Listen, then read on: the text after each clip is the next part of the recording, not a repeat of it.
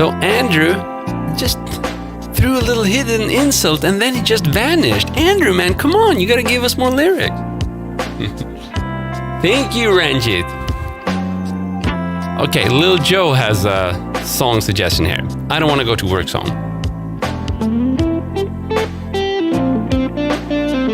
Lil Joe, this one's for you. Lil Joe, don't want to go to work.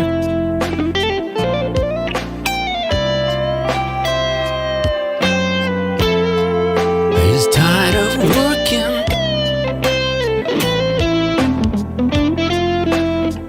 Maybe Andrew Jackson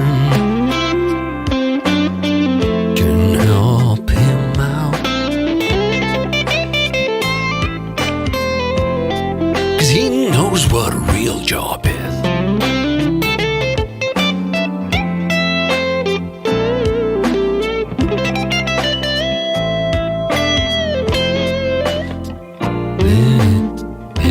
It's a joke. You gotta go ask Andrew Jackson for a job.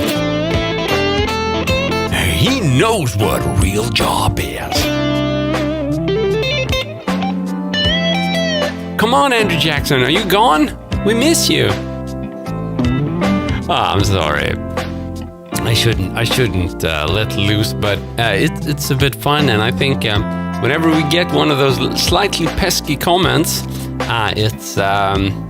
it triggers some action in the chat, so I don't mind. Maybe I think I have top chat enabled. I can see live chat. Let me see if there's more Andrew Jackson. No, it's the same. So, dude, how do you do that? How do I do what, Rishba? Lil Joe, I don't know any Mötley Crüe. I can barely pronounce the band. Risha, how do I do what? The sweeping? Oh, Iron Man. Maybe we could fit that in.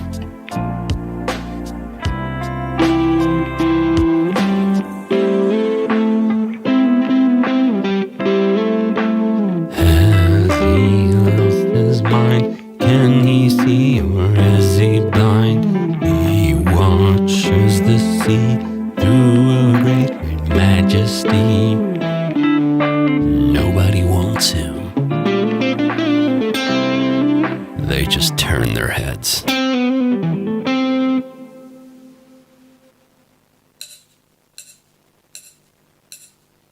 Love the vibe. Awesome, Crystallium. Sorry for pronouncing that wrong. Oh, hitting the right notes. Such a perfection. You're too kind, man. So if you want to hit the right notes in this context, I would strongly recommend you have like the pentatonic notes as your target notes. Because if they don't sound really good, you can usually bend them up so that they do sound really good. They're a very nice selection of 5 notes out of the 12 notes that we have available. So that's a good one. Advice on raking. Cool. Yeah! Hey there, Carlo. So if you don't know what raking is, I can first do some for you. If you compare just like a basic melody, sounds pretty basic, right? But if we do,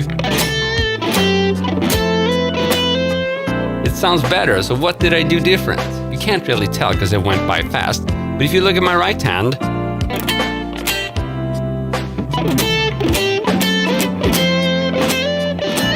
you can see it's doing something, right? It's not only doing this, and it is doing a rake. So if you check my recent shorts, I've explained it. But the point is, you're doing this kind of sweeping, raking, or just brushing motion across the strings right before you hit the target note. And slowly it would be something like this.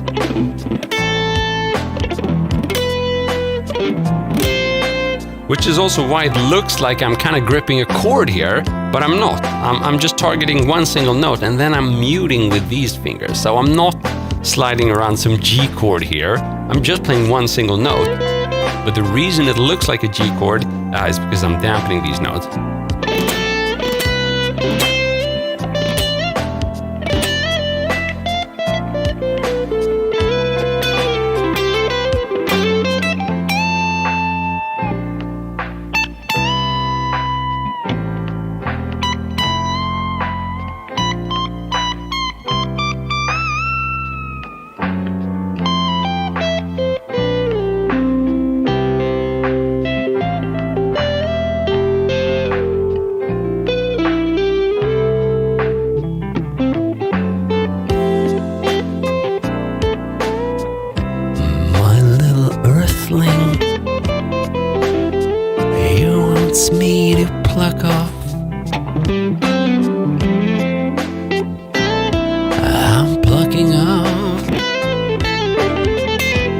Little Earthling, are you a plant-based eater by any chance?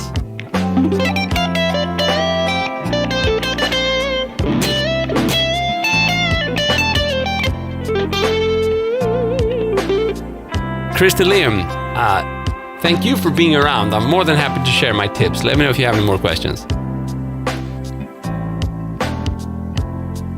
Still, you can hear it's one single note. No big mystery there. One single note. Oh, you mean this? Well, you'd be surprised how many people have asked me why I'm sliding around this chord all the time. Oh, douchebag. My bro Steeler Grinder. He's a real douchebag.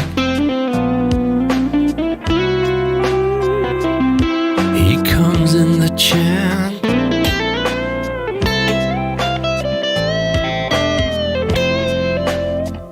And spreads some pesky vibes.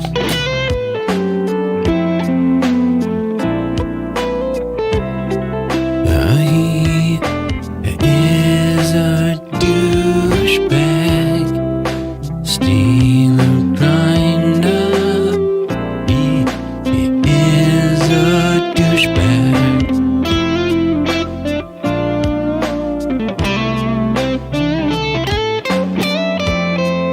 My friend, Steeler Grinder, is a real douchebag.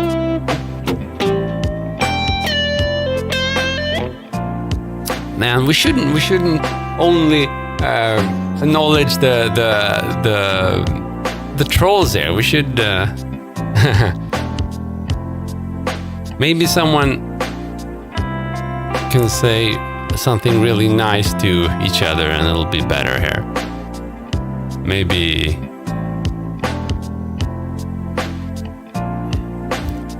here's a little song for Rishabh and Christy Liam. Christy Liam, he's a really nice dude. Christy Liam, maybe a girl I wouldn't know from the username. Then we got Rishba. My friend Rishba spreads the joy.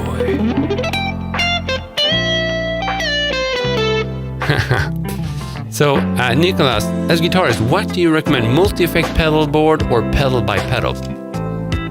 It's a matter of taste, right? The multi-effects boards sound really good, and I think for a lot of people who are in their first stages of playing, or a few years even, might not really perceive the difference as very big. And in that case, like a multi-effect pedal is vastly superior. Especially now, I think there's this small Tone X pedal, whatever. It's just crazy how much they fit into one pedal. But I've gone that route, and I have the Kemper. I've used it for many years extensively. I've recorded with it every day for multiple years. But I've actually gone to analog now, so I'm only playing right now through my Mesa Boogie Mark 5 amp. And I have an analog pedal board. Right now I have the full tone OCD engaged. I have the Wampler Ego and the MXR Dynacomp and some reverb and delay. But I do use a digital kind of simulation pedal to get the sound to use. So the cabinet isn't real. I'm using the line out from my real amp to a cabinet simulator, which is the More Radar. That's a pedal. Frederick SB, thanks so much. Frederick, you're a really good guy. I want to thank you for spreading the joy. We couldn't have done it without you. Then we have Mitch Jonas. He has a peanut 'cause he came from Mother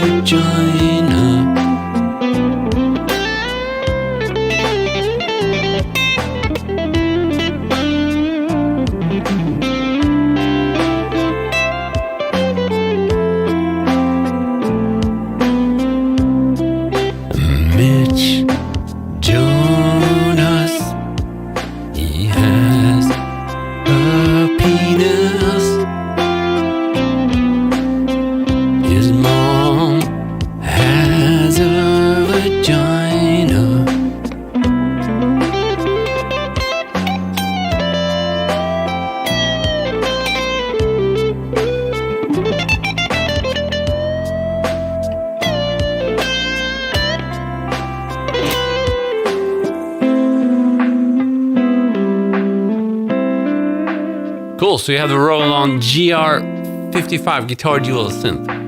Cool, I always wanted a guitar synth. I've never tried one. Do you have the like a MIDI guitar? It's pretty cool. It's been a while since I used it. They went out of production. That was like a U-Rock guitar.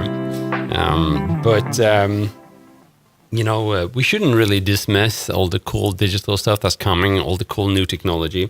I mean, there's lots of good stuff there. So, try and see what works for you. It seems that for me, a mix between analog and digital is what works right now. And part of the reason, and I think that's the main pro kind of reason for digital, is it's extremely handy. So, for example, what I do, even when I record something like a more serious project, like a backing track or song, whatever, I still don't record with a real mic, simply because it's so much more flexible to be able to switch between different cabs in the mix. So if I record with a real mic, I'm going to capture the sound of the guitar cabinet. But if I record from the line out from my real amp, then I can change the cabinet in the mix. And the digital simulation is so good. So the benefits that this gives me basically outweighs the negative side effect of not being all analog there. Now, I've tried a TalkBox. It would be fun, to use one. But I figured it's always a good idea to, it's a bit of a vocal practice as well. If I do real singing, those of you who are not familiar, TalkBox, you don't really have to sing, be able to hit the right notes, because all it does is you're shaping the sound with your mouth, but you're getting the pitch from your guitar. That's what a TalkBox does. So it basically sends the sound into your mouth, and then it records that sound. So it's a very cool device. So it's like, I'd do that. It would be fun to have one at some point. Okay, so should we see here?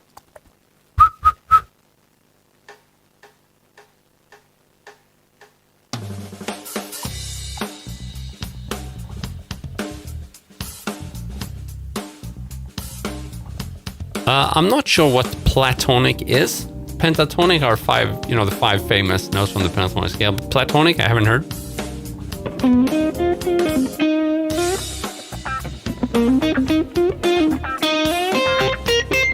Whoa, pedals. Oopsie.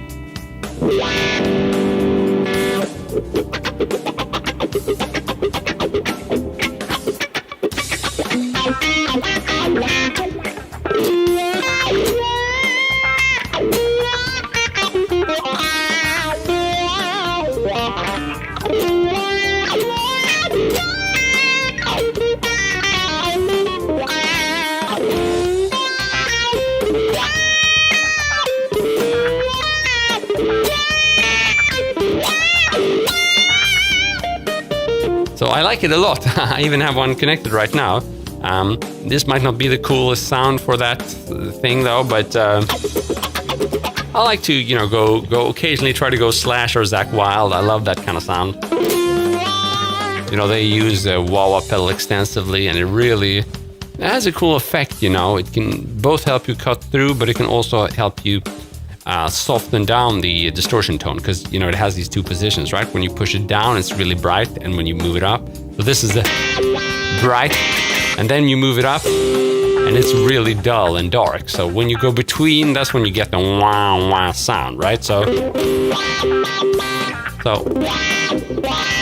you go between dark to bright, and there's everything in between.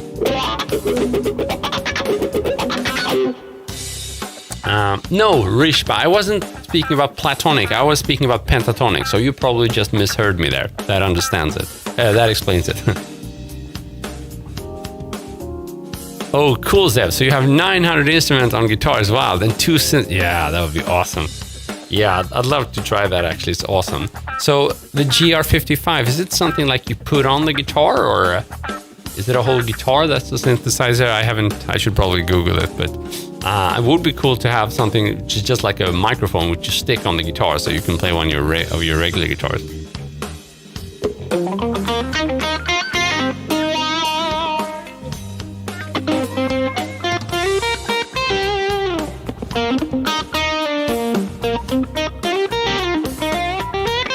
So Christian, which tube screamers? That's a good question.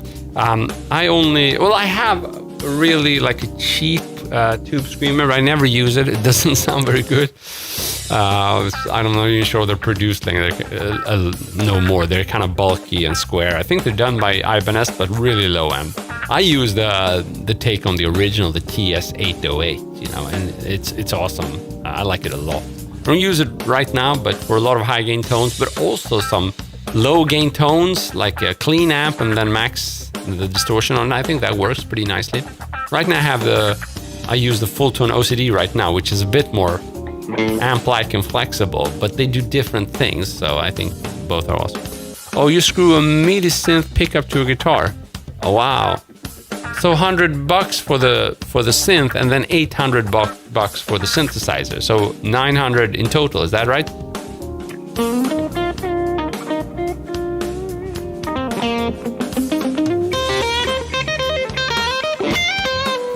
I can engage the tube screamer if you want to, and you can hear it.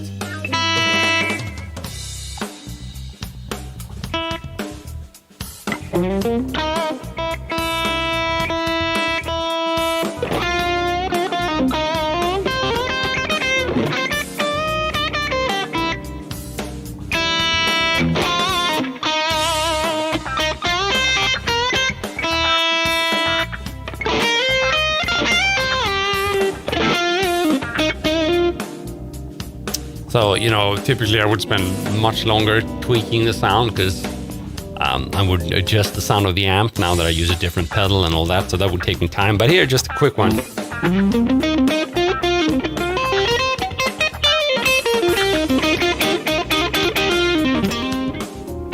Oh, what happened there?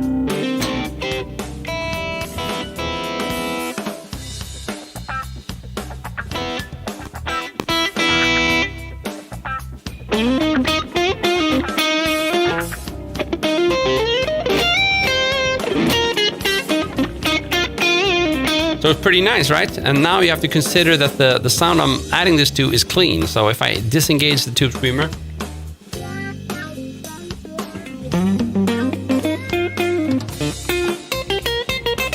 it's pretty clean, right?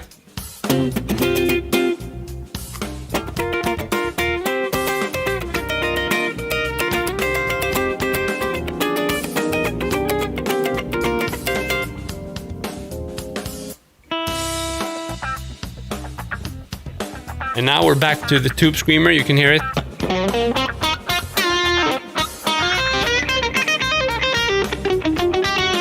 So it's pretty nice. It definitely adds a whole, like having a distortion going to the high gain channel on the amp, right? It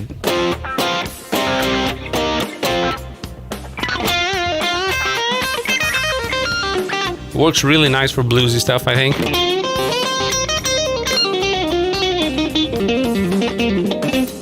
But if we compare with the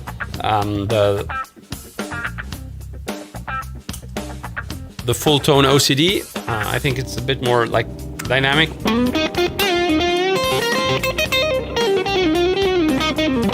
It's more subtle, but it's a very sweet spot, I think it hits. So they do different things.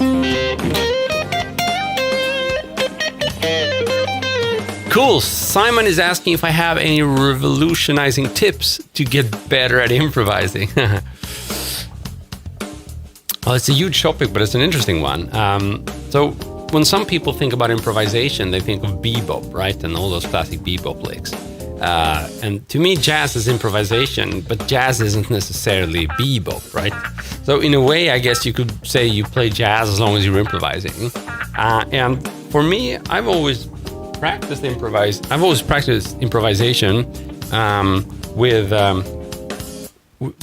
just like melodies. A lot of people are over concerned about learning scales and harmony and that stuff, but I don't think that's the most important part of improvisation. It's very useful, but it's not how you get good at improvising. I think you get good at improvising by practicing coming up with variations of melodies, right? So if I were doing that's little lick or melody or something, that could be like a starting point for 1,000 new variations, and practice those, if the lick you learn from your favorite guitarist, I don't know, SRV or someone, then maybe try. Oh, the track ended. Let's try one more time. So one variation should just be. So I repeated the beginning a bunch of times. And again, I want to emphasize, when you're practicing improvisation, it's not, supposed to sound amazing. That's why a lot of people, I think this is revolutionizing.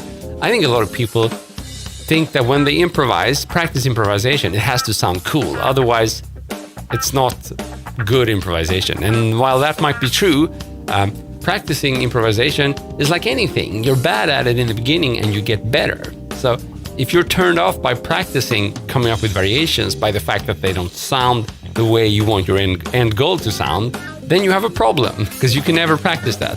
That's why so many people don't practice improvisation. They just learn solos because they feel like crap when it sounds like crap. But don't think of it that way. Think of it as, can I come up with variations and am I having fun? If you check both of those boxes, then you're good. Then you just have to practice and you're going to get better and better. So let's try some more. That's our starting lick. So one variation was just to repeat the slide up.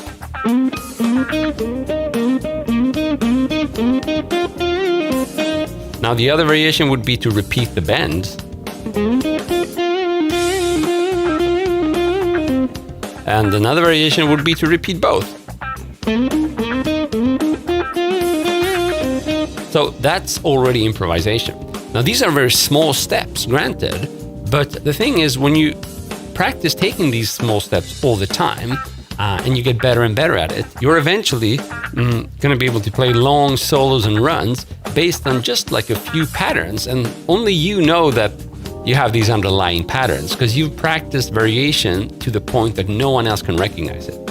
So that's kind of your goal here. And to me, this is revolutionizing because it's so far away from, you got to practice your 2-5-1s and in all keys, and then you got to learn your jazz standards. Yeah, sure, it's good stuff, but you just asked about improvisation. You didn't ask about bebop or jazz standards and all that, right? And this is how I go about improvising. Now, of course, you can do so much more than what I showed you here. You can start adding like an extra note to this lick. Let's try it.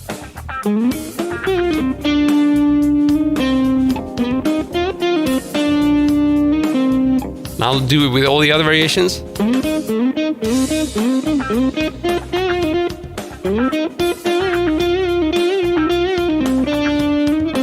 Okay, so let's add a different note.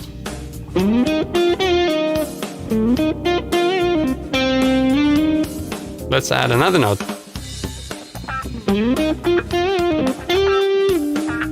Whatever, and you get the point. You just keep on going, right? And then you change a rhythm here and there, you change a note here and there, you repeat the same lick in a different position.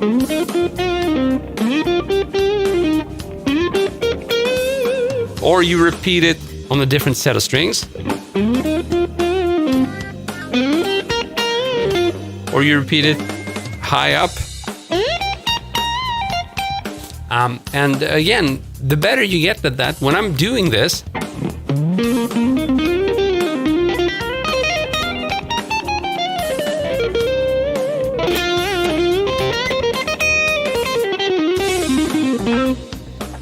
it might look like some long improvised thing, but it's not. It's just your variations of patterns that I've done for years and years. Exactly, it's not a mistake if you do it twice slow. Okay, I think we need to do some singing. This time, it's about I think it's namesake. Is that when you have someone with the same name?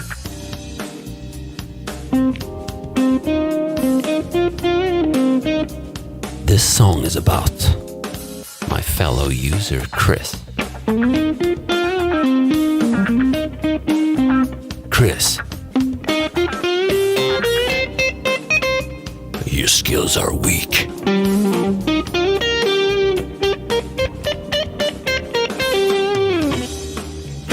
Chris, your skills are weak.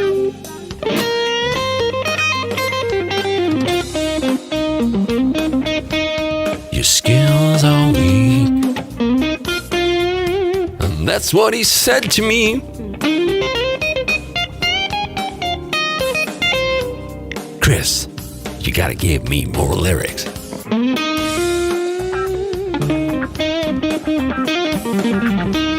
I need more lyrics. This is for you, Edslow. Yeah, I need my lyrics.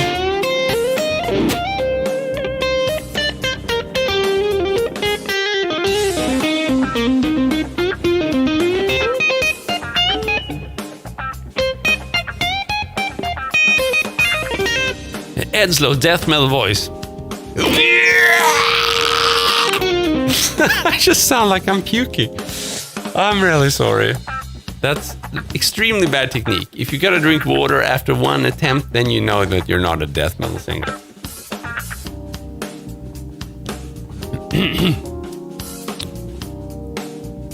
Aidan, what's my favorite album? That's a cool question. Yeah, I mean, I would have to go back to some of the albums that really got me into rock and metal, and that was definitely like Guns N' Roses, Metallica. So Guns N' Roses, Appetite for Destruction, Metallica, Black Album, and Nirvana, Nevermind. That's, you know, they were released pretty much close to each other. It's very cool. Bipolar guitar teacher. I like it. But we have to have some fun as well with the haters and with the trolls, you know. I think we should see them as a resource on the internet.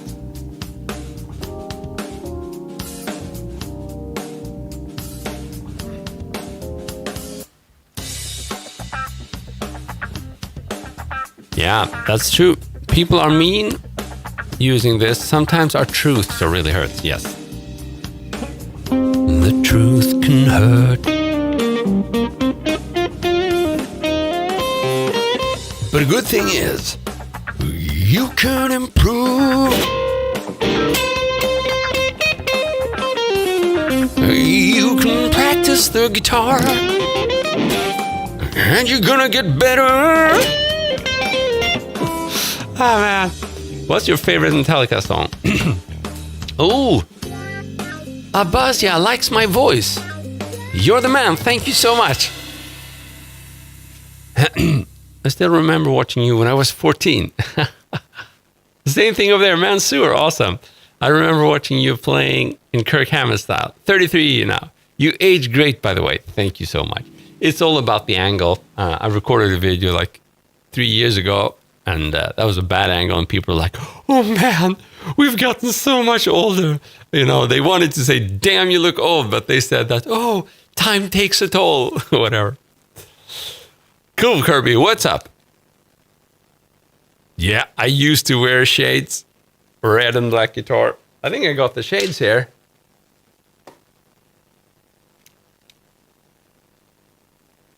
Come with me if you want to live. But the thing is, I can't see shit with these, so I'm going to have to take them off, sorry.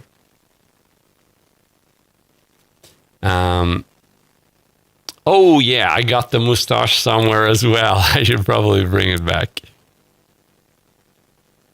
You could lose your shirt, just don't get hurt. Sorry, man, I didn't get that. Bring back the shades. Well, I have done a little bit with that. It's just that it's not very handy for seeing what you guys are saying. But if I were just sitting here and played and I ignored you guys, then I could definitely have my shades on.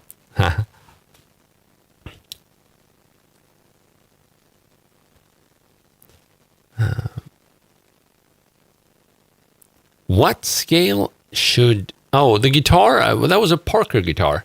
I still have it. I still have it here. On the wall. I think it's this one, right?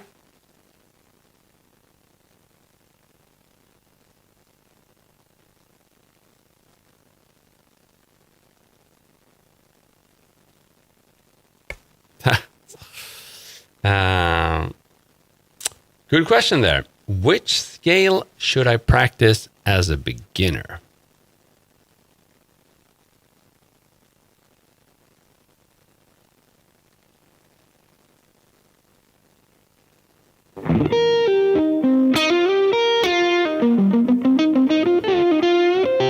It's a legendary guitar. That's the Parker Nightfly, yes.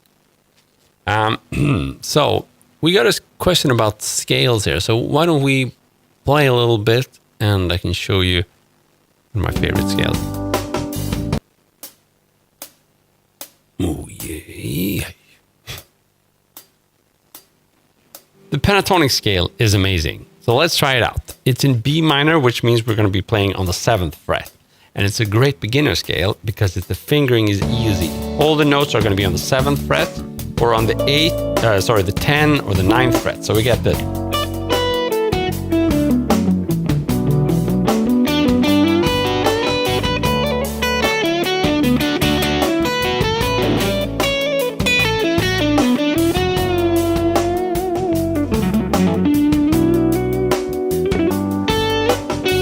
And I often use the pentatonic scale as a springboard for ideas. So I would recommend, if you haven't learned the pentatonic scale yet, do learn it, and do also realize that the scale itself is not going to help you play anything that sounds cool. That's just a way to visualize the notes. You gotta learn some licks, some patterns, and some tricks. So a lot of people start with some like rock and blues licks because they fit really well here. And they also practice bending within this pentatonic scale. That's one of the ways you can make it sound good and not just like... Gotta do some...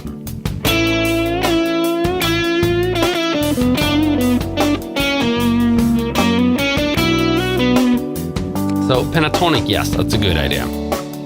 Oh, so you gave me lyrics, the voice of reason. You could lose your shirt, just don't get hurt. That's interesting. So who was that for? Was that for the dude? Your skills are weak. Maybe that's the one?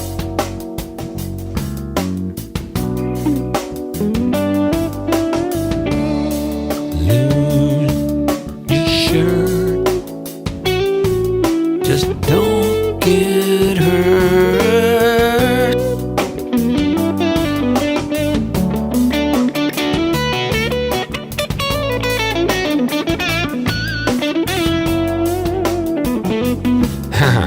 Thank you. We got a new subscriber. Thank you, Nchum. Thank you so much. If you know the pentatonic scale and you're wondering what more you can add to that, then the next step I would take is to add maybe like the 2 notes that's separated from the minor scale. So the 2nd and the minor 6. So instead of just doing like that, we could do... So you add that note here in B minor, it would be on the 9th fret, then 10th fret. So we got... And the next string we would play 10, 8, 7. And now we have added those 2 notes. Of course they repeat in the octaves below, so...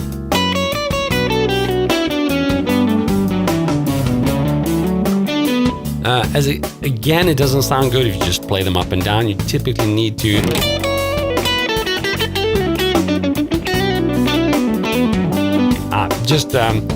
come up with more variations than just playing the scale up and down. And if you have no idea how to do that, again, the solution is going to be to find some cool example licks and patterns. And the easiest one is just to bend a string. So that's what I would recommend you do.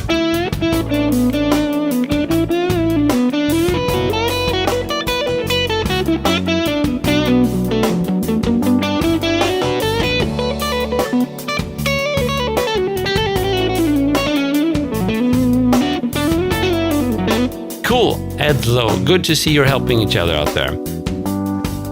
Oh, Rammstein.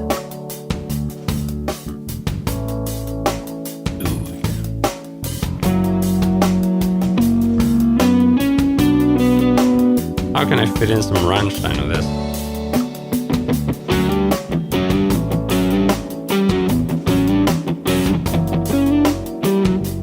Rammstein.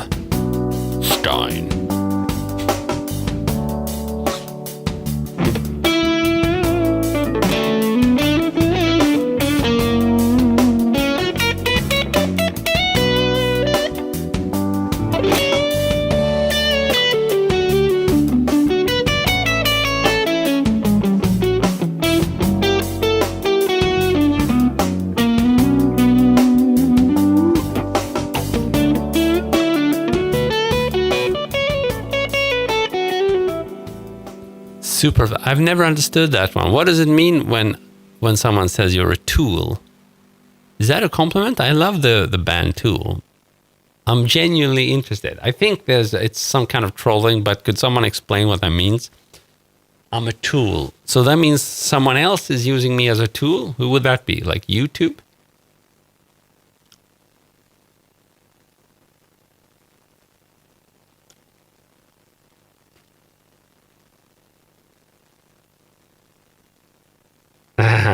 I know. The best songs have yet to be written. That's a really good thing, actually.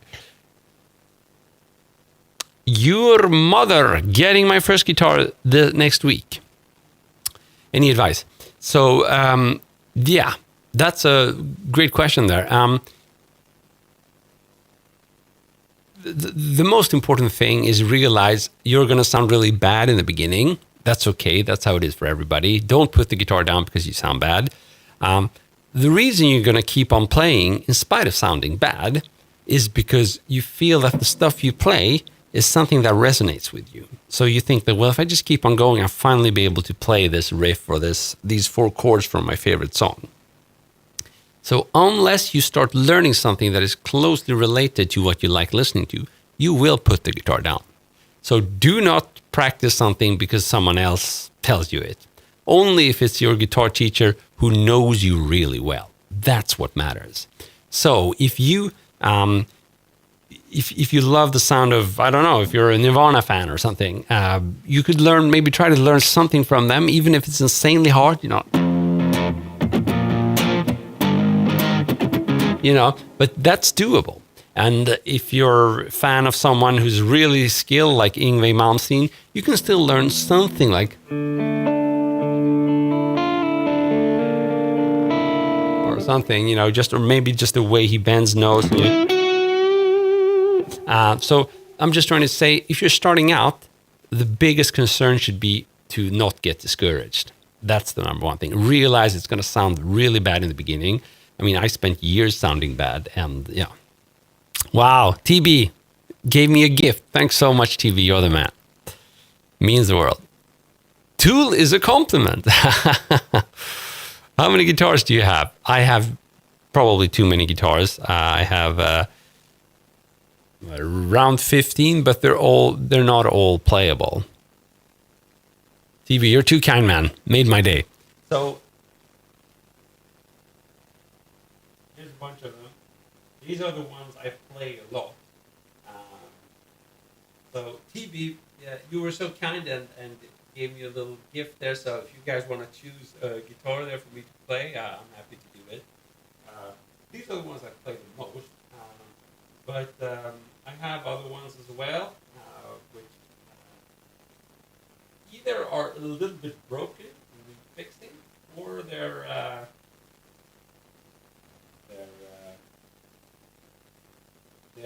my practice guitars, which I don't have here in the studio. I'm back.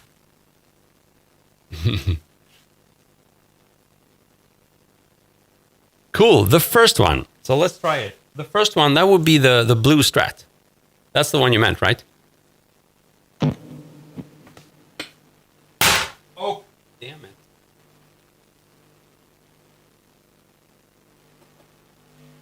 That's a photo lamp, possibly going to hell, but I think we're okay.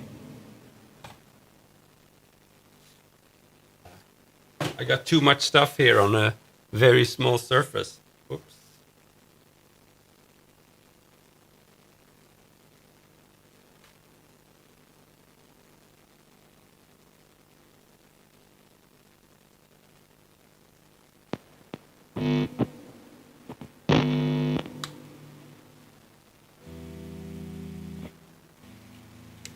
Okay, TB, thank you so much for your gift. I think this is the guitar you wanted me to play. So let's check where it is.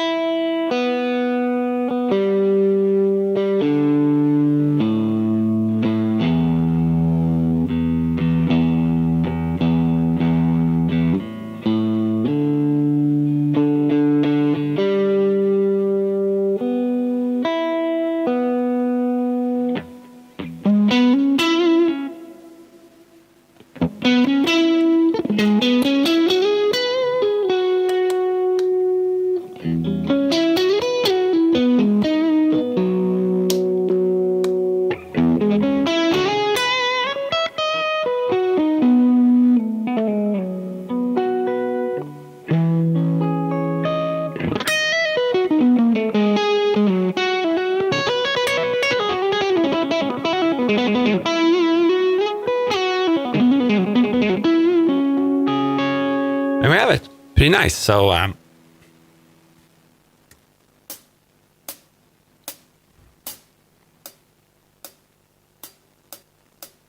Massimiliano is here. Awesome, man. Cool, Solis. So you have a similar guitar. Is it also this is a vintage Icon V6, by the way. Some ask me if it's a Fender costume shop. It's not.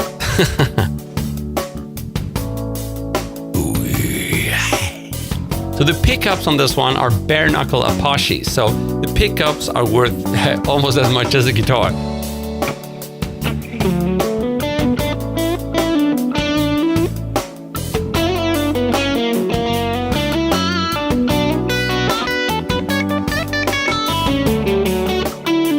This one is for TB.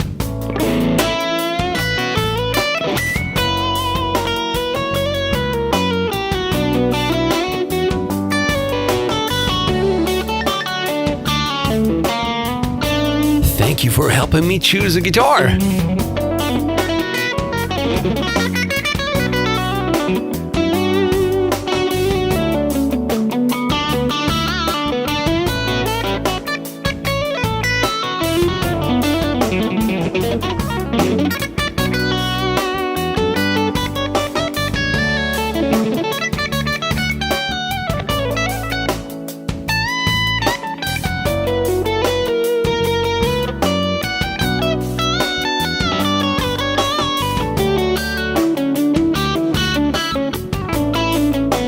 I don't know, dancing in a burning room. Oh, Kurt Cobain.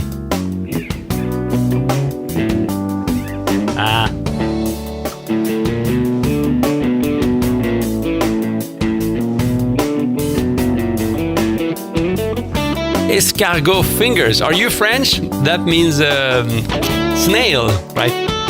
Est-ce que vous êtes français?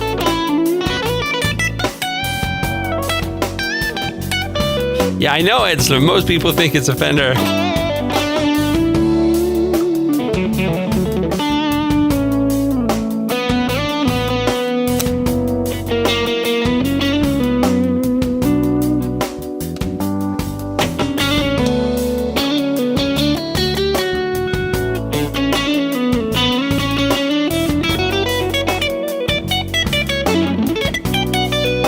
Alors, je viens de la Suède. I come from Sweden. I speak a little bit of French.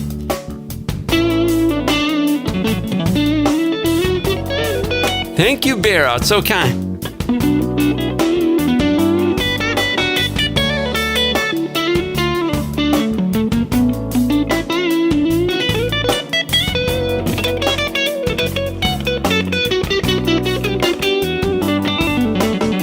So, TB, my man. I hope you enjoyed the jam. It was for you.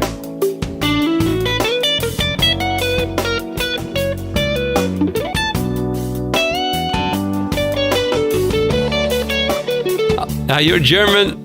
I'm German, but you look French, yeah. Ich spreche nicht Deutsch, weil ich bin von Schweden und ich habe eine große Gitarre.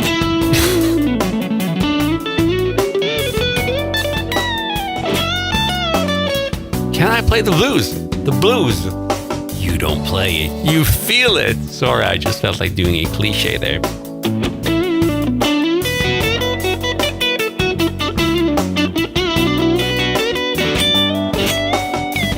Oh, TV, vous êtes français aussi. Merci beaucoup. You're the man, TV. Totally makes my day. By the way, let me know if you want me to try a different guitar, man.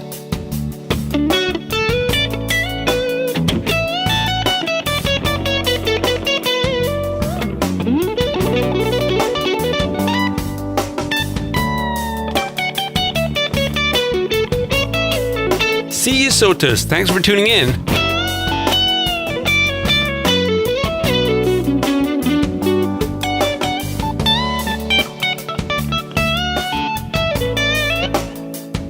So I would say my influences are not the blues. I've never played anything from Muddy Waters, Robert Johnson, or Howlin' Wolf.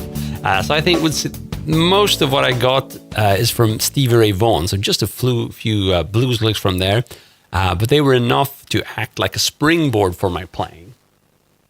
Yeah, it was...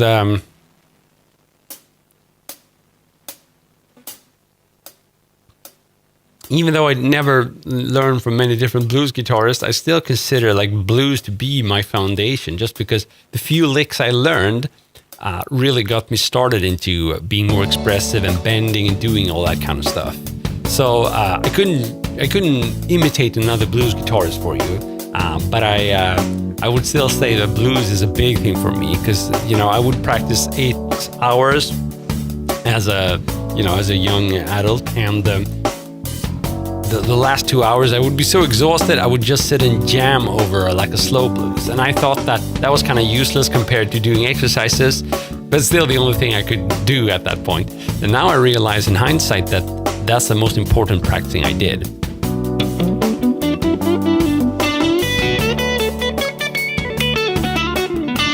So we're jamming today, courtesy of TB, who's a fantastically generous user. He totally made my day.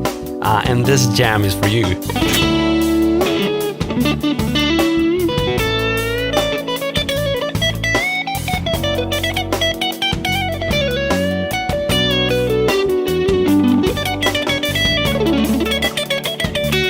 You got some sweeping blues there.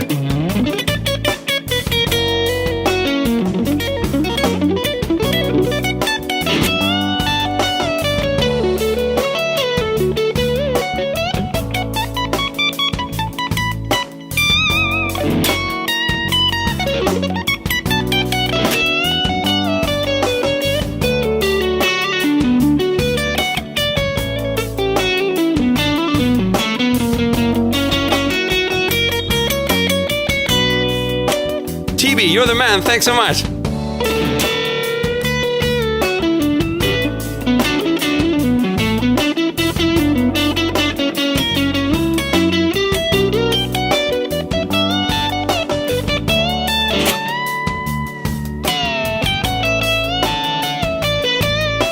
So after a while there, you gotta leave some space. So you might have noticed that was a very long kind of run. I think sometimes you're doing yourself a disfavor if you're just playing and playing and playing. You also gotta let the music breathe a little bit. So let's try the same thing, but with more pauses.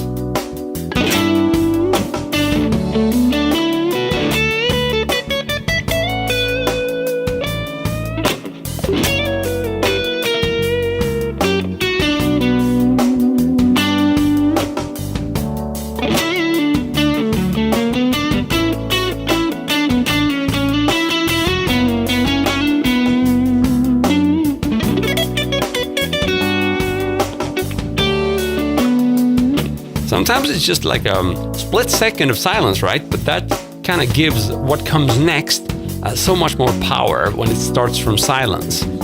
So I would say, someone asked about improvisation earlier. Silences are also like almost a magic trick for improvising.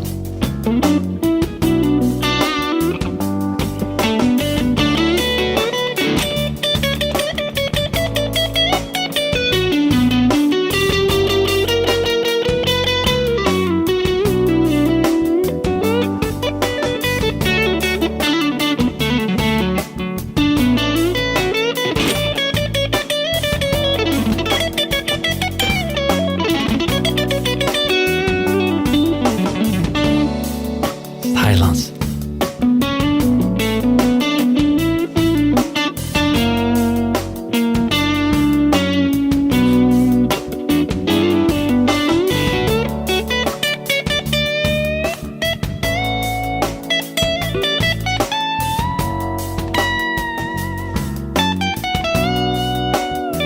Cool, so we had quite a few questions there or statements about the sound. TB likes the sound, thank you so much, man. So what equipment do I use? So it's actually a pretty sophisticated chain to get to you guys. So, I mean, we have one part, we have the guitar, and that's equipment that I've been gathering and looking for and purchasing for like 2 decades. And in essence, it's the Meta Boogie Mark V with a whole bunch of analog pedals, namely the full tone OCD, which is what you're hearing now.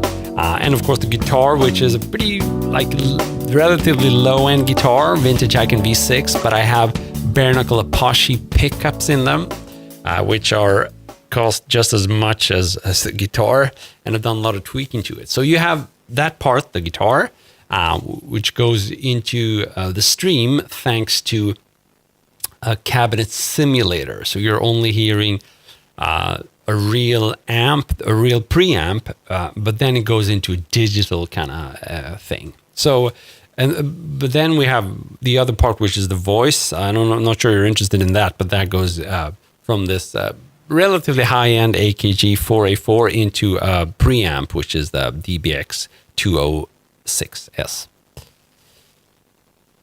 Matt Magic, long-time fan of yours. Great to see you're playing live. Thank you. Do you remember how to play the solo from Historical Failure? No, I think that's Marcus who played that. I didn't play a solo in that song. I just sung it. And he wrote everything except for the vocals and the lyrics in that specific song. But thank you so much for asking, man. I get some questions about my old songs sometimes, and I should really start learning them again. But the more you guys ask, the more likely I'll start checking them out. I had to kind of look at that riff is from one of my tracks as well. Sotus, have a good one. Said you only knew country picking.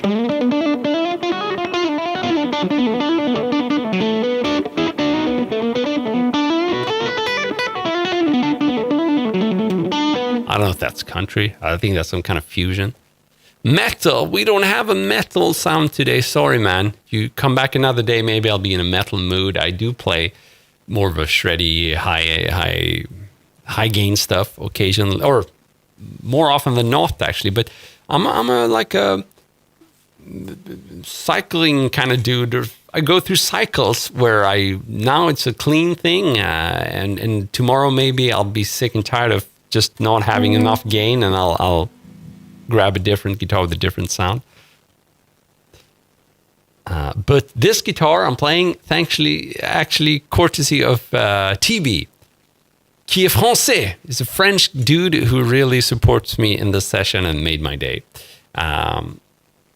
Maybe you guys want me to play another guitar. I'm happy to do that. Just give me a shout. Especially TB's word is going to weigh here. So if you guys want to... So if TB, if you have another request for a guitar, we can try it out. I do have another Strat, for example. I have a red Strat as well. I don't know owner of a Lonely Heart. Modulated sound strike once again. What's that? How about the Muhlenberg country sound? Yo, bro, I'm up for a Massachusetts. Catch you again. Looking forward to more and more. Good night, David. Krona, you like and you subscribe. Thanks so much, man. Oh, I don't have the Telecaster in here. Sorry, man.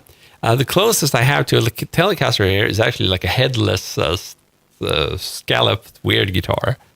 It sounds a bit like a Telecaster, but it's not at all a Telecaster. Can you play anything by Polyphia? Sorry, I don't know any of them. But I have started doing more of these...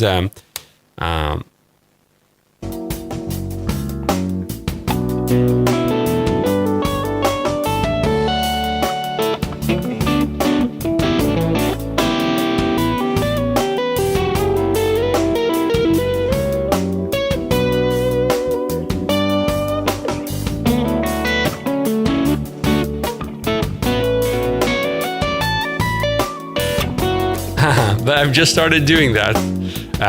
So basically, I've never thought about even trying that, but I did quite a bit of tapping. And I still haven't really figured out how to use that tapping.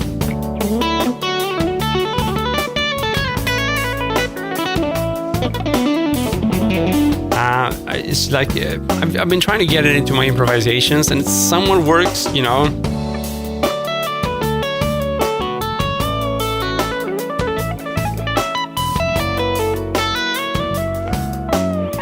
But it's not like totally blowing me away. So I was like, well, maybe I can start doing more of a chordal thing with it.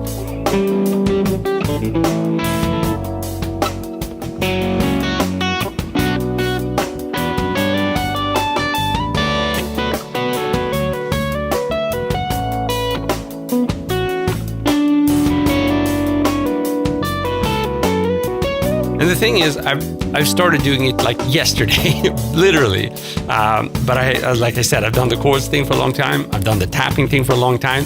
So I'm a bit excited. And I was like, well, maybe without knowing that, I've been practicing this stuff for years, because again, I've been practicing the chords for years. I've been practicing the tapping for years, but I've never put it together.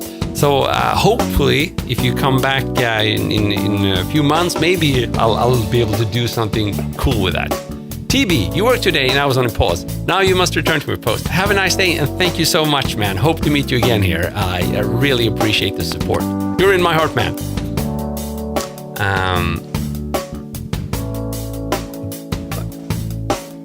Awesome, man.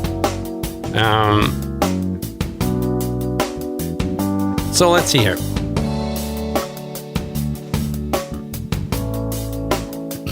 So one more time, what I'm doing here is I'm basically grabbing diatonic chords, so chords that are within the scale of B minor.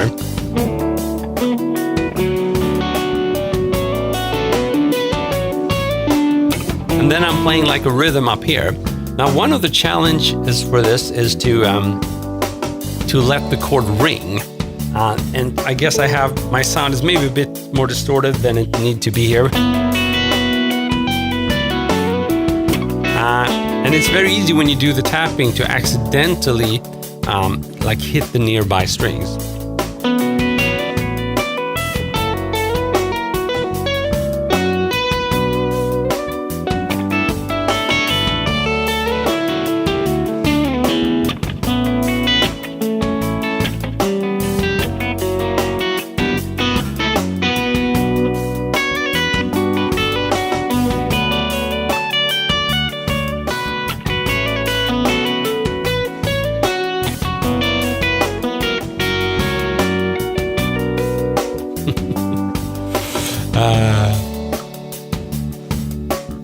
Need semitones and minor. Yeah, I would need that. What is thal? Thal? Ron Thal, maybe? Have you ever tried playing guitarleles? It's a guitarle. Yeah.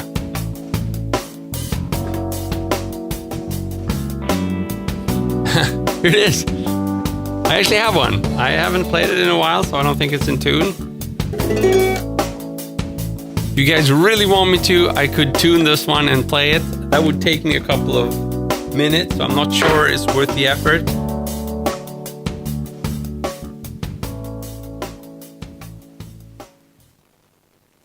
So take your static and make a short video to post to your page. That tells your story of a guitar and how Fender was part. Okay, McKinnon, we'll try. Dan Heigenforte. I don't know who that is, Thal. You should get an electric. Oh, so there is a guitarlele with electric guitarlele. I didn't even know that. So is it expensive? Yeah, that would be fun for the memes for sure.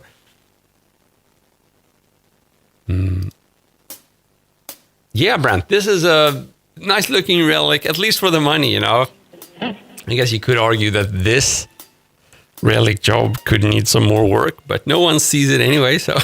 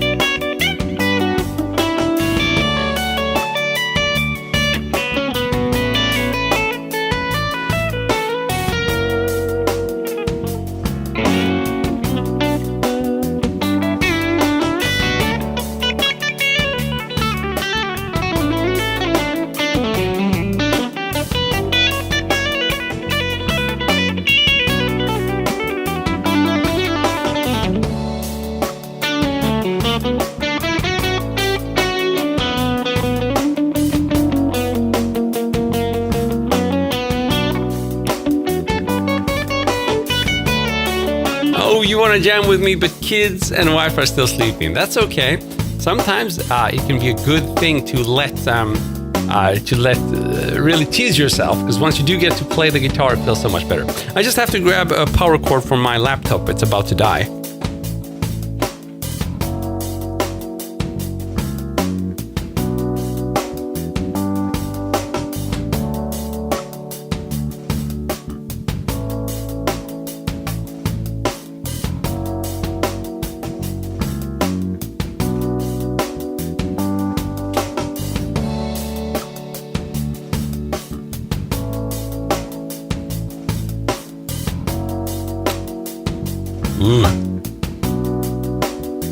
That nearly went to hell right there. My laptop almost died. Hopefully we're okay.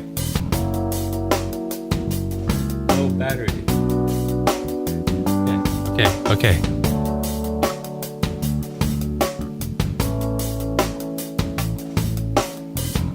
Hopefully we're okay now. I don't know if there was an interruption. I don't know what thal is. Fred, thank you so much, man. Charvel is thal. I have no idea what that is. Oh, Charvel, that's a guitar brand. I don't have any of those. Sorry, man. You love your Stratocaster because it does not have the same design flaws as the Charvel or Kramer.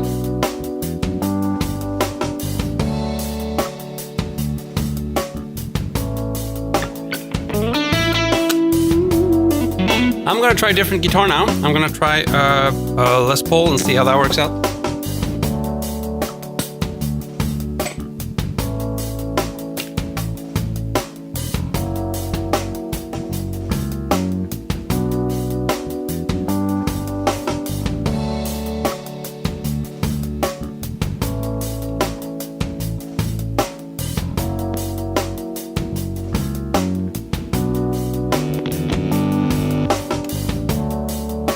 Your kidney dialysis machine is connected to your live stream. Damn it. Are you serious, man? Both sorry to hear that, I guess, and a bit happy because we're still connected, but hope you're doing good, man.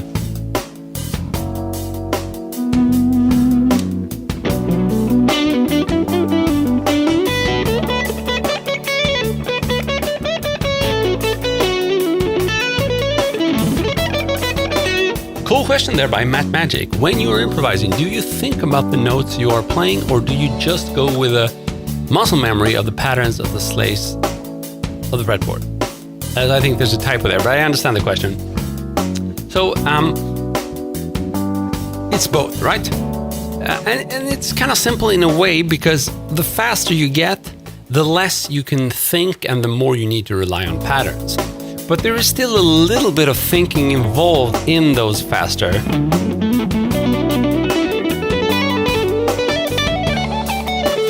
So that was, I guess, fairly fast, and mostly it wasn't improvised.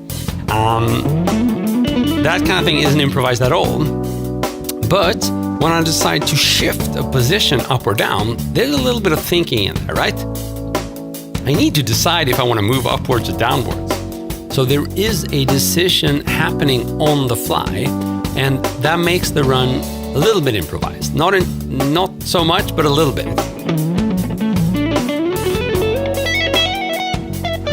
And also, when I combine patterns, that's also a decision that needs to be made on the fly. So that's improvised as well.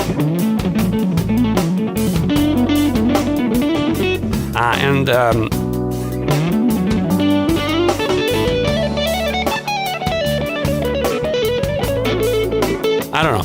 So the fast stuff is mostly not improvised, but as soon as I slow down a little bit,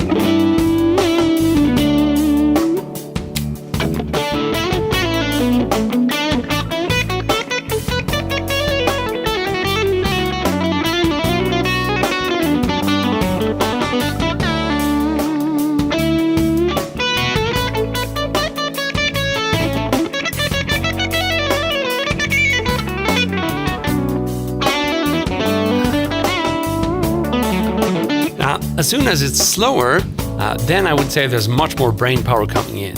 And if you do rely on muscle memory for the slower stuff, I think your playing is going to become boring and predictable. So whenever you play slowly, that's a good chance to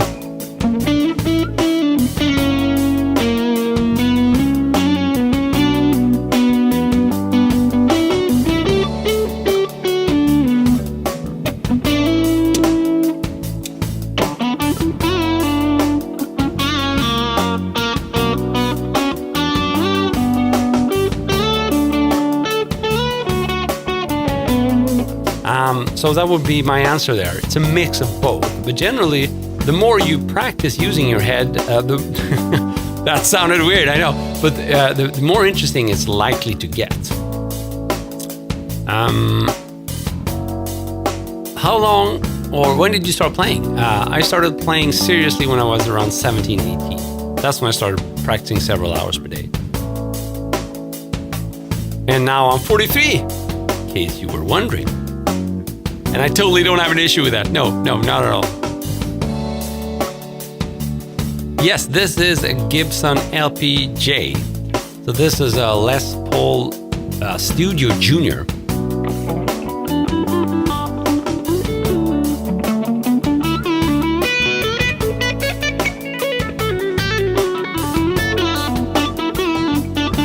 "49, you're leading the race."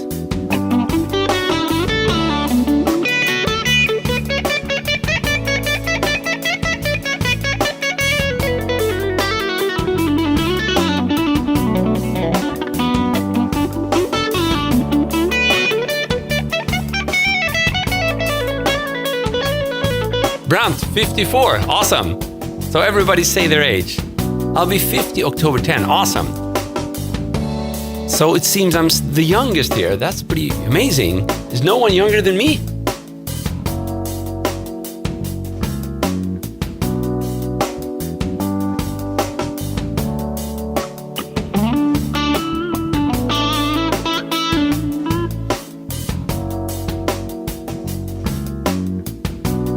Alex, what presets are you using? Have you some pedals on? So no presets now. I'm using, basically mostly analog here. I'm using my Mesa Boogie Mark 5 amp clean channel. I'm using the Wampler Ego for compression. I'm using the MXR Dynacomp for boost. And I'm using the full tone OCD for overdrive. So the only really preset happening is in the cabinet simulator, which I use to get the sound to you guys. So it's a real amp, but it's not a real mic'd amp. I use a cabinet simulator. And there's some preset there in the More Raider, but I don't think it's that relevant because I've totally tweaked it. The compression is Wampler Ego. That's the pedal I use. Yeah, just beat cancer, don't smoke. Very good thinking there. Stay healthy, exercise, go out in the wild. Oh, Maxon OD 808. I do have the TS 808. I think it's similar, right? Nice combo. Thanks, Alex. Yeah, it works. How do you keep your head grounded? What's that? Have you ever played any distortion? Yeah, I do use distortion quite a bit. Just not today, in today's stream. ACVC, I like it. I think I'm out of tune.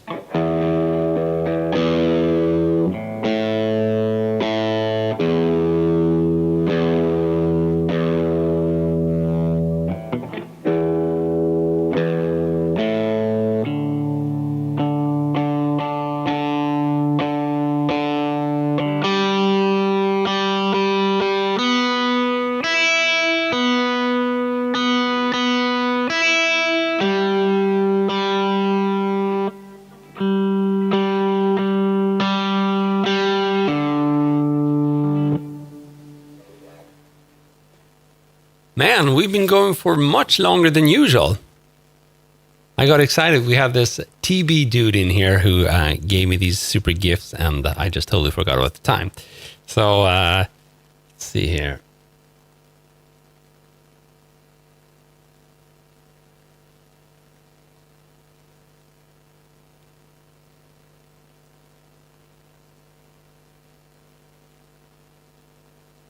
So, Knight Rider, are you asking how the backing track is connected to you guys? So basically, what I'm doing is I'm mixing everything in my computer here, and then I'm plugging. So I'm hearing basically the backing track is the web browser playing it. And then I send my guitar to the computer, I send my voice to the computer, and then everything goes back through the headphones jack actually into the camera. And then I monitor that sound through the headphones jack of the camera. So it's a little bit of a weird setup, but it's awesome because it pretty much allows me to hear the exact same sound as you. Yeah, AKG headphones, that's correct. Okay, man, I got to stop this. I feel that my brain is slowing down now, but it's been such a nice session. I'm going to play a little outro jam for you, and then I'll tell you goodbye as much as it hurts.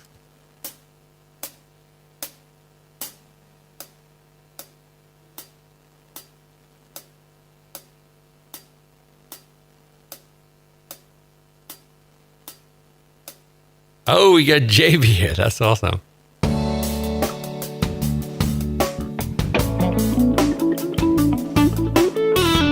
Thank you, Matrishka.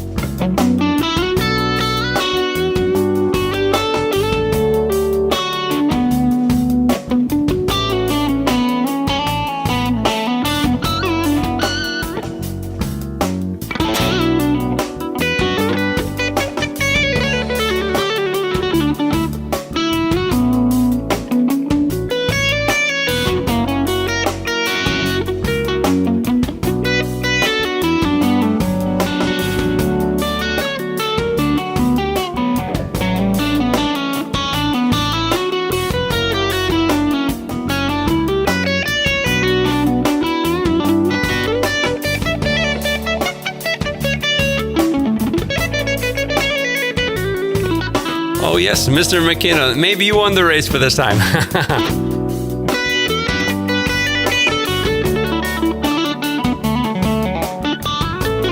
Thank you, King Julius.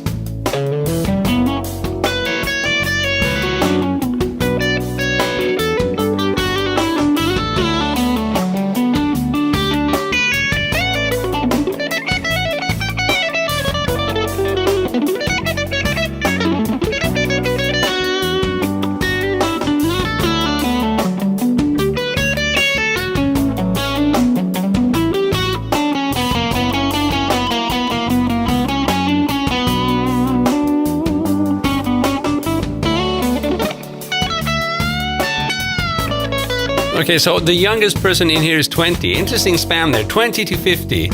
So no one outside of that span?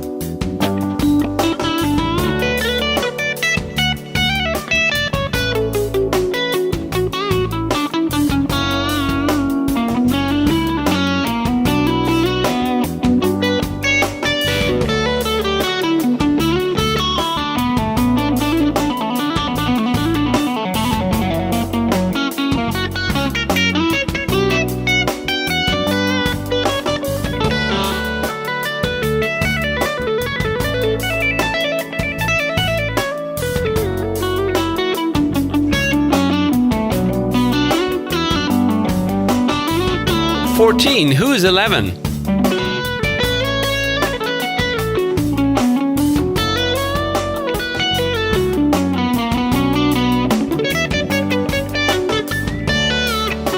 Who's 11, man? I don't think you can be on YouTube with an account if you're 11. That's okay, though. We're not going to report you. Okay, so 13, 14. That's cool. So we have no one older than 50. Hey there, Brant.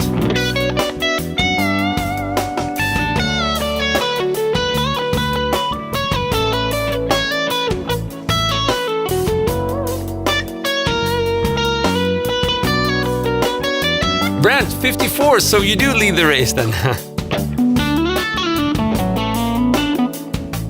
David, you're 70. You lead. Okay, so 70. Let's see if we can beat that. Light fire, you're close. You're close. Who is 76? Who's 76? I think 70 is the highest score.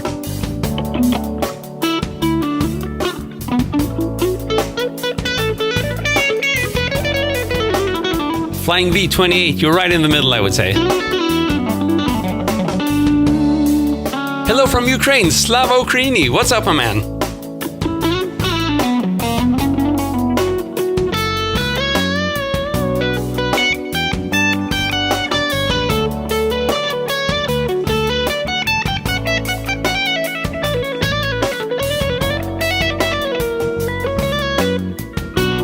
Tony is 76, but who's Tony? I can't see any Tony.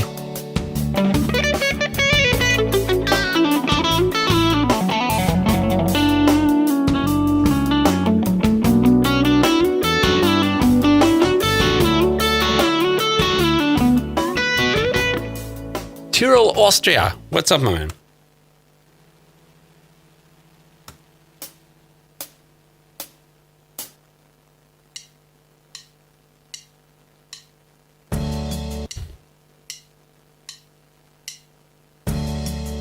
You had the best music.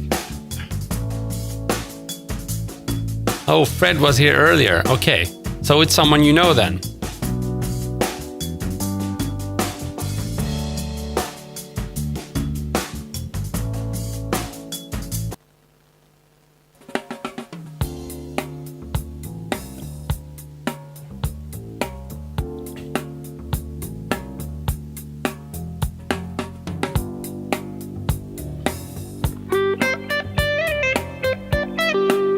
Oh yeah, we had a natural disaster in was it NC? What's that?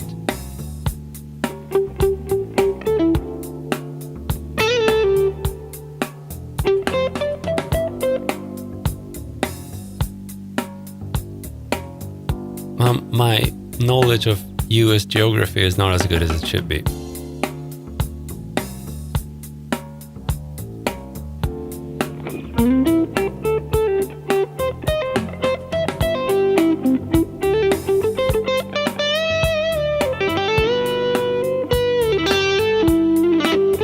Thank you, David. Thank you. North Carolina, that's right. So I hope you're doing good. Okay, mid North Carolina, so hopefully you're out of harm's way there.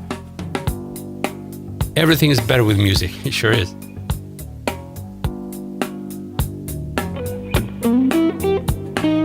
I'm not sure why I can't find the right key here.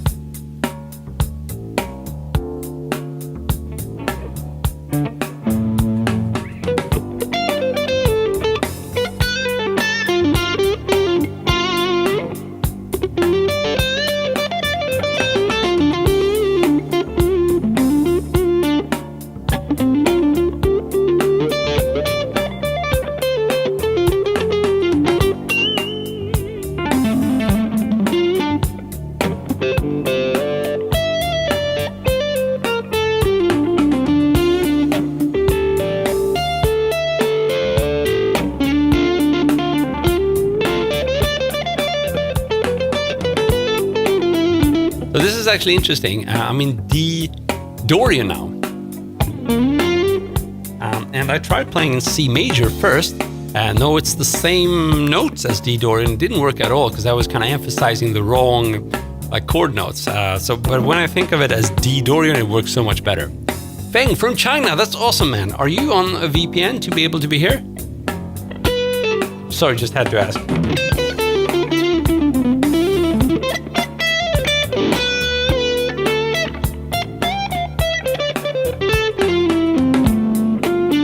Guitarist Debarga, this is a Gibson LPJ, so it's not a Les Paul, it's a Les Paul Studio Junior, and it probably has some dust on it, but it's a nice guitar.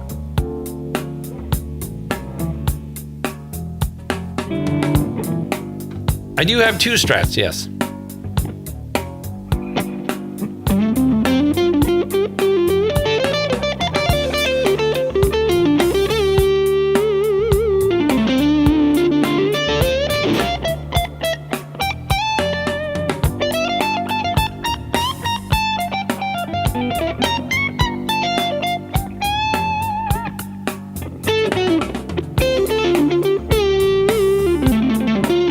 Toby's back for school. Awesome.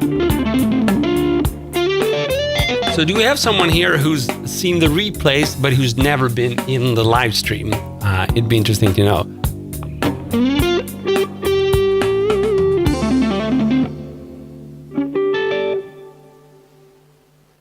Pretty cool track there, D. Dorian.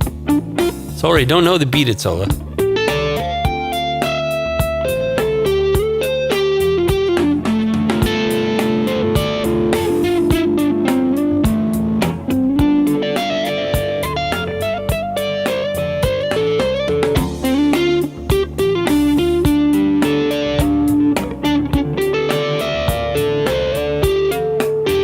This is something I started doing extremely recently.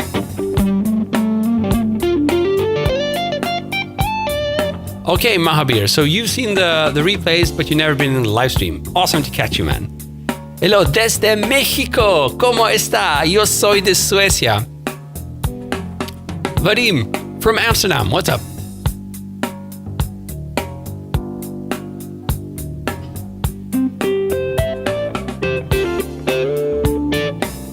Brian, first time here. Welcome, man. I hope you like it here and you want to stick around.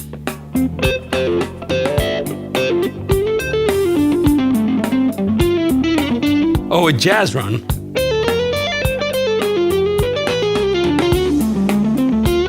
I don't know if that was jazzy. Fred, your first time here. Cool.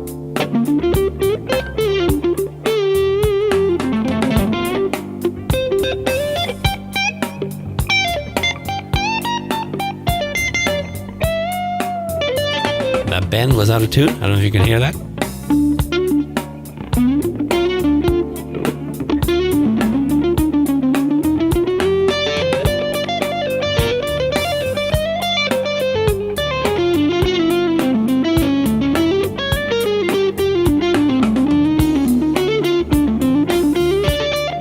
I don't know if that was jazzy. You should end it on a non-messed up note, but sometimes I like to throw in these kind of random dominant arpeggios. That seems to do the trick. Let's try it.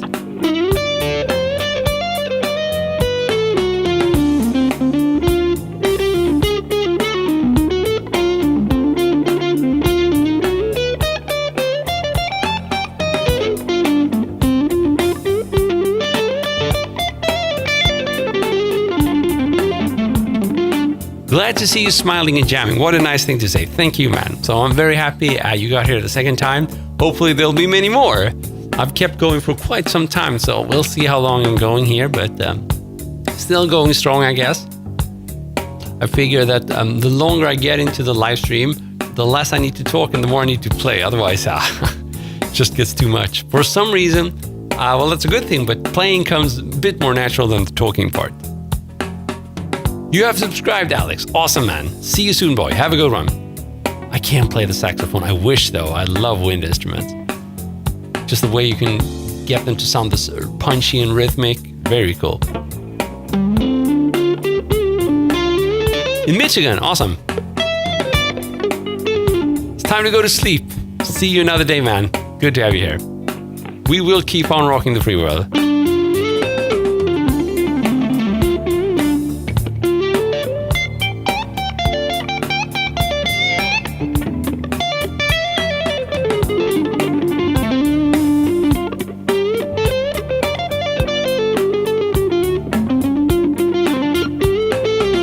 John, what's up? Your guitar is from Yamaha. Cool. Yeah, I've always wanted a Yamaha guitar. They seem to do really good stuff, which is, I think, interesting considering how many different styles of products they do or they produce. Let's see here. Can we find another cool backing track here? Wonderwall. Can you hear this when I'm not plugged in?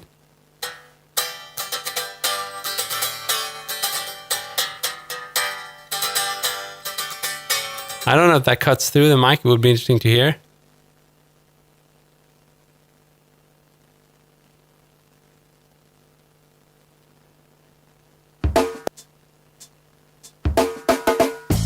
Ooh, yeah. Let's do some fun, baby. Ooh, yeah. Oh, no. We play that.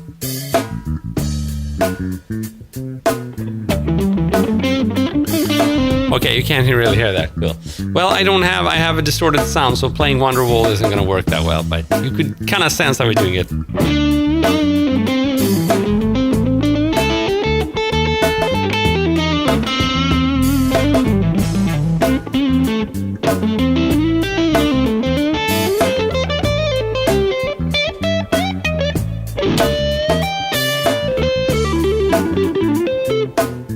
So interesting. Matryoshka, can you give a small hint how to start training improv on chord progression? So first of all, I'd like to say that I haven't really followed the chords much here at all. Only when there's a hint of like, how should I say, like the harmonic minor, that's when I tend to do a little switch. But in most cases, when it's like a pop rock backing track, I don't follow the chords. I don't think it's needed. I think it adds more unpredictability if you don't do it. But whenever I'm confronted with a backing track that modulates, so it changes keys, then I try to follow the chords. You have to, otherwise it sounds like crap. But the tip I would give you is really just to learn the arpeggios of each chord. So the arpeggio of E minor would be the 3 notes of the E minor chord. Learn the shapes across the entire neck.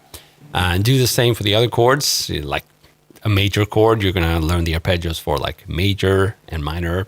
That's a good starting point. And then you try to find the closest arpeggio from where you're at. So if you're playing in the 7th position, you're going to try to find, and the chord is E minor, you're going to try to find that E minor arpeggio as close as possible. And then when it changes to G major, you're going to do the same for G major. So if I think I'm out of tune again.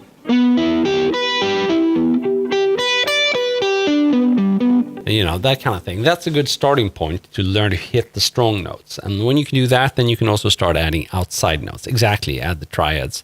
But it doesn't have to be triads. It can be like 4-note arpeggios as well, such as like the dominant 7 is a common one.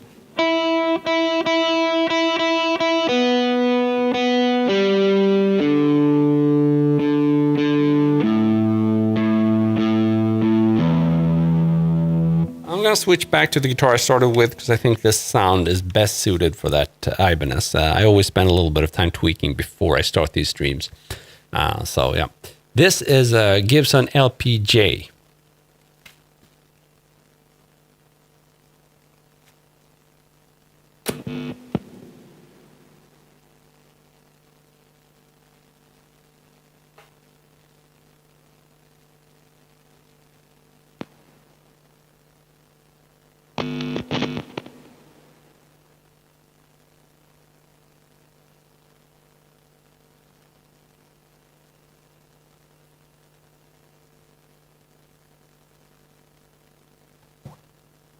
Okay, this one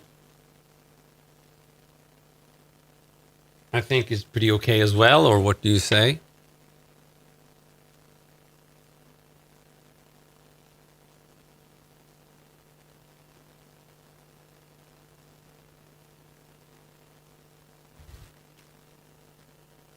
Yeah, this is an Ibanez RG652 AHM.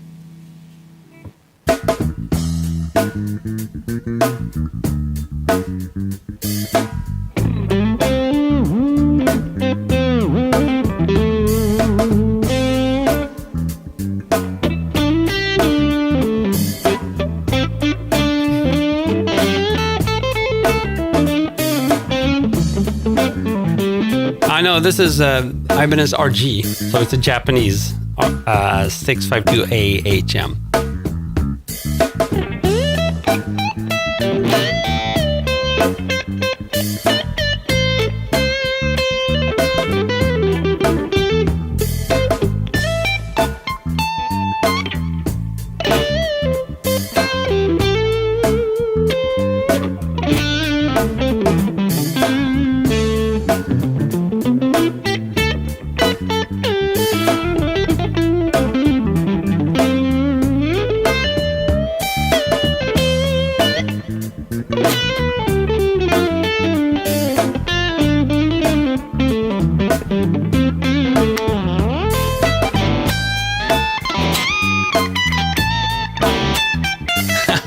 It's an Ibanez RG. I know, they're hard to remember. Yeah, I've always had an issue with these like long model names. Not very inspirational, but I guess if you have a huge catalog, you need those long weird names.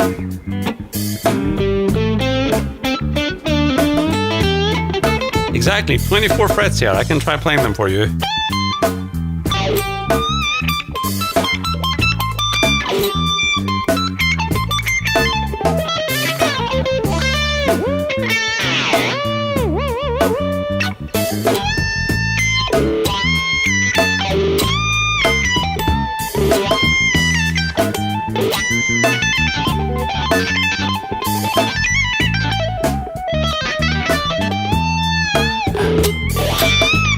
Yeah, it sounds a little bit expensive for 1.4K second hand. A little bit expensive. I would assume it's a bit lower. But maybe if you bought it recently, guitar prices have risen. That's, of course, a possibility. Quite a possibility. Smoke on water.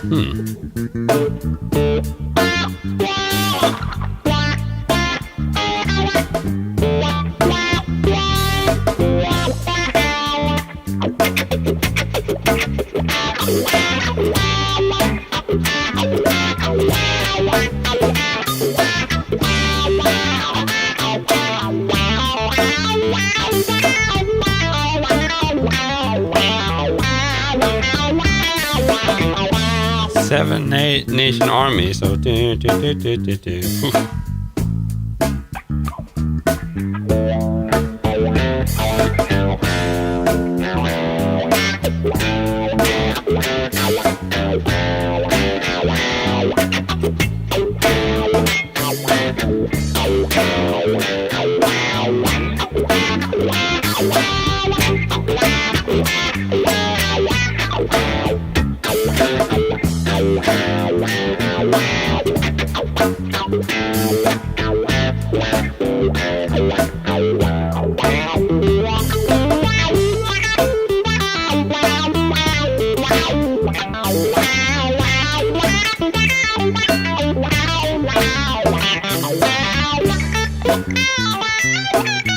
Okay, JTJ, you're not speaking about this guitar then. That's why this one would not cost 4K new.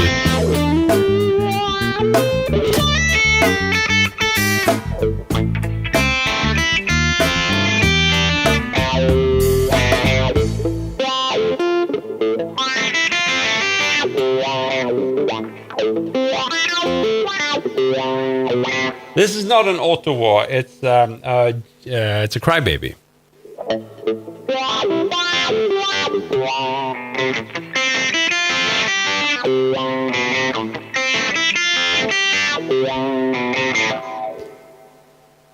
In the right direction with Jimmy. I like it.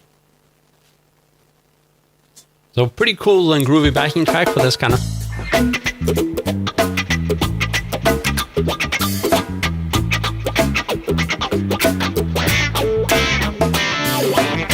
I guess that's the one everyone's expecting, right?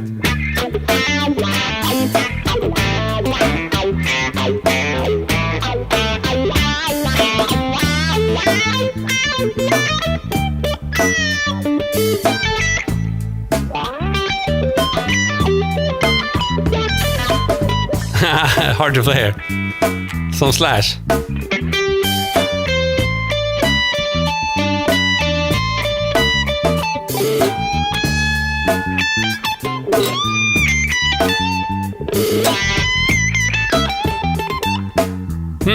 Your teacher tells you to try to shift between different types of minor and diminished. Whew. Wonder what he means with that.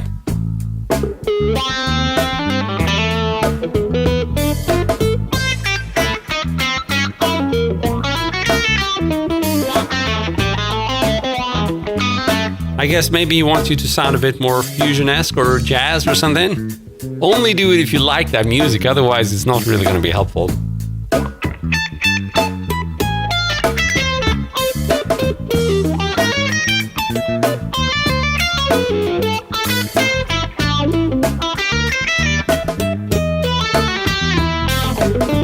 I'm personally not a big fan of. Well, I prefer that, but you know, that thing you try to sound jazzy, but you're not. Which is, well, that would be me.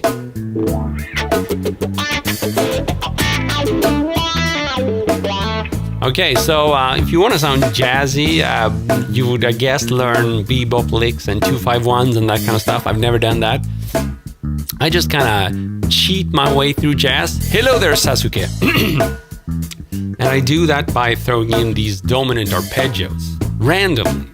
So you can Google for dominant arpeggio. It's like a 7 chord. If you've ever played an E7, like that's a dominant chord. So I play the arpeggios of such chords randomly, and then I go back and forth between just standard A minor pentatonic That sounds a little bit interesting, I think. Or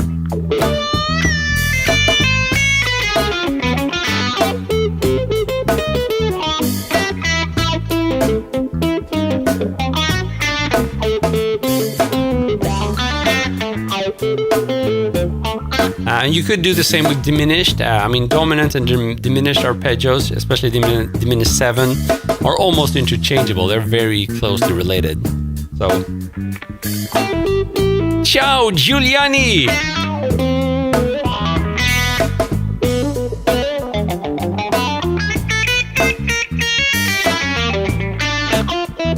But I prefer the sound of dominant, probably. Caleb is back! Even though I've never played any of your song requests, I deeply apologize for that. I just don't know the songs you're requesting. So I'm from Stockholm, Sweden. Where are you? And how old are you? Getting curious here. We've had this session where everybody spoke about their age, and I think we had some kind of winner. I would think it was Tony at 76, although he supposedly was there early in the chat, and I didn't notice him. So I think the only one that I could verify was 70. I think, was it you, Brent? I don't own a Hagström. It would be nice, though. Very nice. Sorry, don't know any Indian classical. 23 from Germany. Oh, sorry, you're 14. Caleb, have you been with us this session? Maybe I'm getting confused.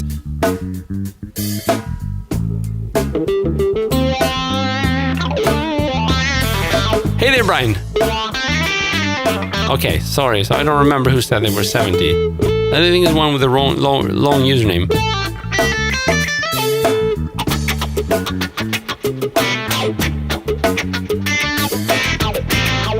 I'm gonna try to sound like Jimi Hendrix.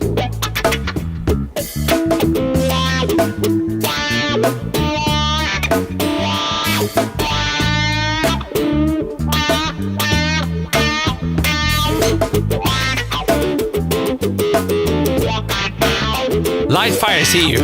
Tell your dog hello from me, or just woof woof.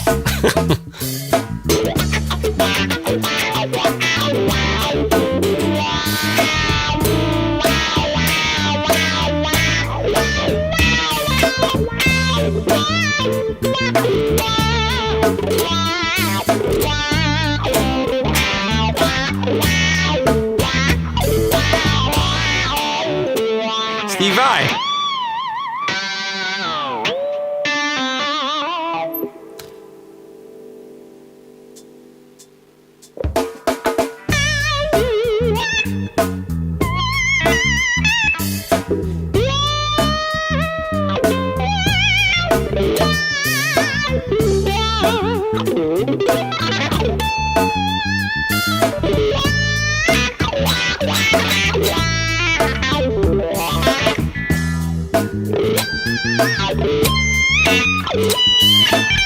I see a red door, but I can't play it by Rolling Stones.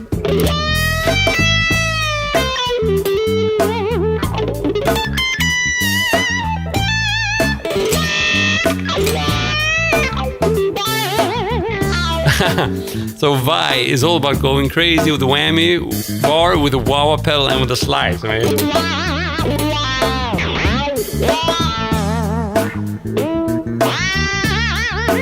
but still try to use all those things and still be melodic, you know?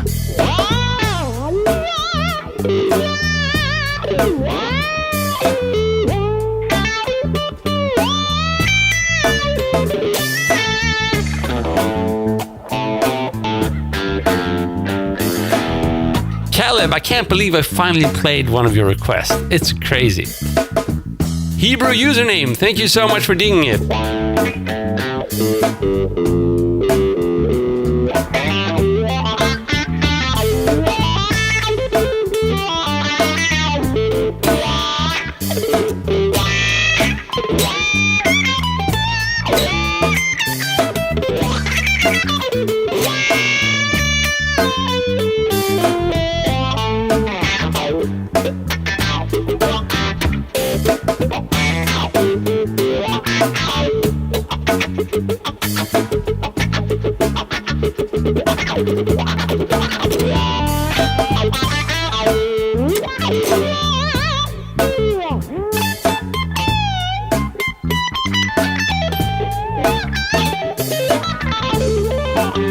Nirvana song.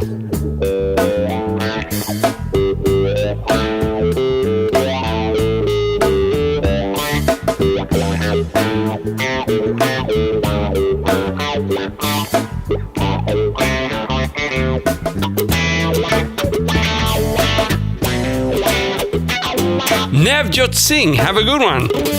Don't forget to sing. Sorry, man. Couldn't help myself.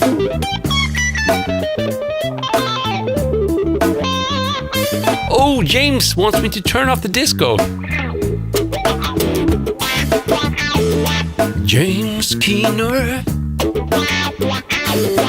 Today is not a metal day. It's disco day.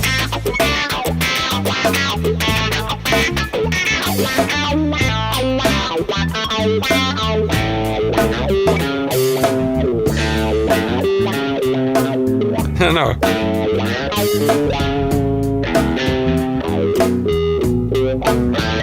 No, wait.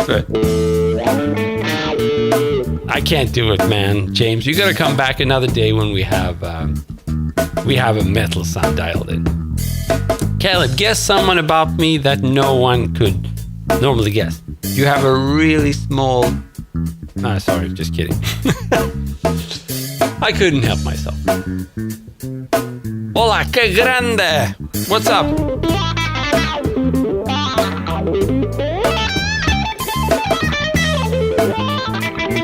Yes, Marco, this is an Ibanez. It's an RG652 AHM. There you have it.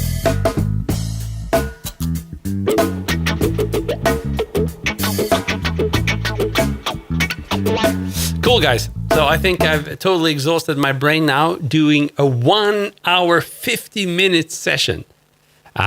Very happy about that. And I want to thank you for just being amazing, for being around, and for being the best possible live stream audience one could possibly dream about.